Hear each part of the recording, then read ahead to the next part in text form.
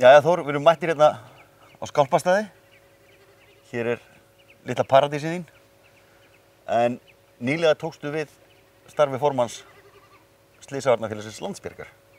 Já, það er rétt. Segðu okkur svona til að byrja með, fyrir þá sem lítið vita. Ég einhvern tíma kallaði ég björgunarsveit hjálparsveit. Því var ekki vel tekið. Leiðbind okkur aðeins í gegnum björgunarbransan á Íslandi. Já, Sett upp. Þetta er magnað félag. Algjörlega magnað félag og hérna, ef við byrjum á réttum enda, þá er þetta félag sem á yfir 90 ára sögu. Og sagan er svona ákaflega merkileg. Það er að vera þessari stöðu, sko, það að vera formaður sjálfur sér á einhverjum tímapunkti er eitt, en rauninni að kannski að gegna formennsku í félagi sem á þessa sögu er svo allt annað pakki, sko.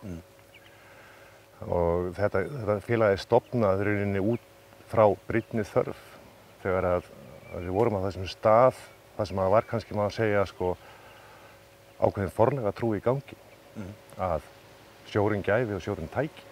Og það væri ásættanlegt, eða segjum kannski ekki ásættanlegt, en það var þótti rauninni kannski sjálfsagt að sjórinn væri að taka 20 mannslíf á ári. Síðan stígur upp fólk sem að segir, nei, hingað ekki lengra. Við sættum okkur ekki við þetta lengur.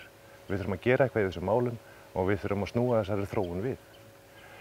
Og í kjölfarið, eftir reyndar ansi langa, sko, meðgöngu, þá fæðist Slysavarnafélag Íslands sem að berst gegn þessari forlega trú og við náum að snúa þessu við. Og erum að uppskera núna, mörgum áratugum seinna, sem betur fer, ár eftir ár, þar sem við erum með ekki slysalaus ár á sjó, en við erum hins vegar með ár þar sem enginn er að deyja á sjó. Og þetta er rauninni afrakstur margra áratuga starfs.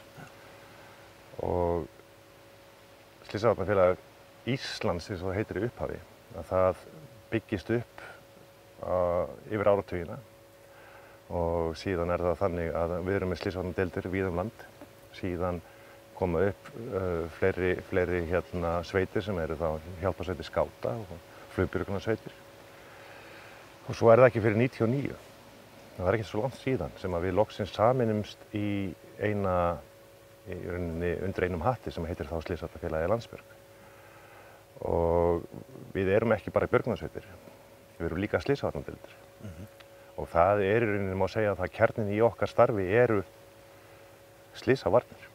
Vegna þess að björgunarstarf almennt, það getur að mínu mati ekki án slysavarnastarfs verið. Slysavarnastarf er kjarninn að mínu mati í okkar starfsemi. Og það er gaman að segja frá því að innan björgunarsveitanna per se, þá er sko áhugi á slysavarnum, hann fer ört vaxandi. Og við sjáum það betur og betur að hversu vel þetta vinnur saman. Slysavarnir og björgunarstarf.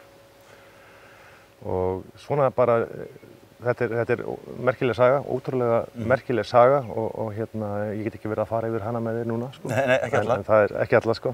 En þetta er starfsemin í dag, það er svona slysavarnir og björgun. Og hverju fleira sinnir félagið?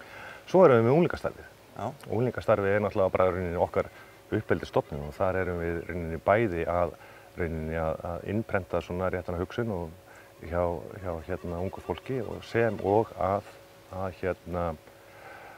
ala upp nýtt fólk inn í starfið okkar. Og það er bæði, gegnum unglingastarfið erum við bæði að sinna slysavörnum og bara að ala fólk rauninni og ungt fólk upp í réttri hugsun á okkar mati og rauninni að bara byggja upp framtíð þessa fólks. Akkurat. Og þú ert kjörinn núna á landsþingi á Egilsstöðum daginn. Þú ert 3 í framboði til formanns. Er mikil þáttaka? Er fólk duglegt að taka þátt í félaginu og bjóða sig fram? Já, alla jafna, þá er það. Þetta er auðvitað talsverð vinna að bara það eitt að vera í stjórn félagsins að það krefst talsvert mikils tíma. En jú, það er sem betur fer, þá er áhugi á því að starfa á þessum grundvelli innan félagsins. Við erum með það bil, rétt rúmlega 90 björgunarsveitir á landinu sem eru aðilar að Slysavarnafélaginu Landsbjörg hátt í 40 slysavarnadeildir og á þinginu þá vorum við með kringum 400 manns, fulltrúa frá öllum þessum einingum, með flestum þessar eininga og það er alveg magnað þetta er annað hvert ár sem við höldum þetta landsþing og það er alltaf jafn magnað einhvern veginn að upplifa þetta, að koma þarna og sjá samstöðuna og reyna að upplifa það bara hvað það er sem við stöndum fyrir og þá komum við aftur að þessu að eitt er að vera í stjórn félagsins eða að vera formaður félagsins í einhvern tíma en það er rauninni saga þessa félags sem er það er stórkostlega í þessu öllu saman og félagið er náttúrulega svo margfalt stærra heldur en nokkuð tíma en einhver sem situr í stjórn eða gegnum formennsku í félaginu. Og gengur þetta svona í sveitunum landið, gengur líka vel að manna þær? Hvernig er það svona í samkeppni við aðra tómstund ef maður kallar þetta það? Það er allur gangur á því Við það er svolítið misjafnt eftir hvar það átt á landinu, hvernig þetta gengur, að það gengur svona heldur betur það sem baklandið er stærra, því stærra sem baklandið er, þeim betur gengur nýliðun. En nýliðun er eitt en svo er líka annar hlutur og það er að halda fólki í starfi. Og lykillinn að því er sennilega sá að við séum að hafa gaman að þessu. En allir sem eru í þessu, hvort sem það eru björgunarsveitir eða slysavarnadeildir, eru í þessu af hugsun. Og það er það sem starfið gengur út á og starfið er óbúrslega, hvað ég að segja, það er mikla tilfinningar innan félagsins og það er drifið áfram af tilfinningum.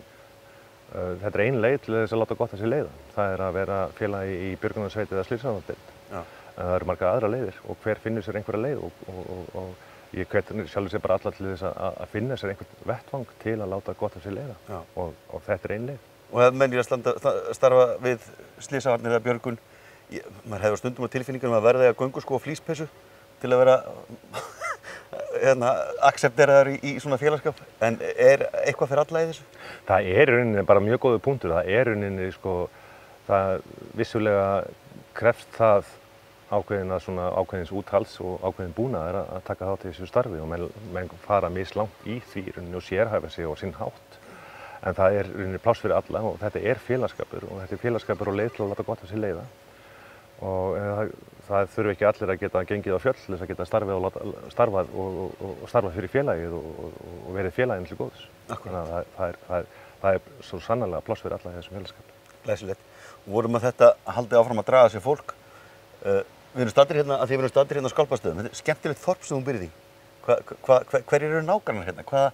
Hvaða samfélag er þetta, Skálpastaðir? Já, þetta er hérna ólst ég upp og hérna var félagsbú og hérna pabbi minn og bróður hans sem ráku hér félagsbú og tóku við því af afa mínum sem tóku við því af langafa mínum Þannig að þetta er svona ákveðin hefð fyrir því að maður sé hérna Og hér er bara búskapur á fullu og kúabúskapur og það er náttúrulega bara hluta því rauninni að maður sækist eftir að vera hérna er að hér er allt, er alltaf lífi Og það er alltaf eitthvað að gerast á hverjum degi Akkurat. Maður finnir það er góður andi hérna, það er gott að koma. Já, þetta er yndislegur staður. Skjólselt hérna í garðinum hjá þér. Takk að þér. Heyrðu, 1000 takkir, gangi þér sem allra best í þínum störfum.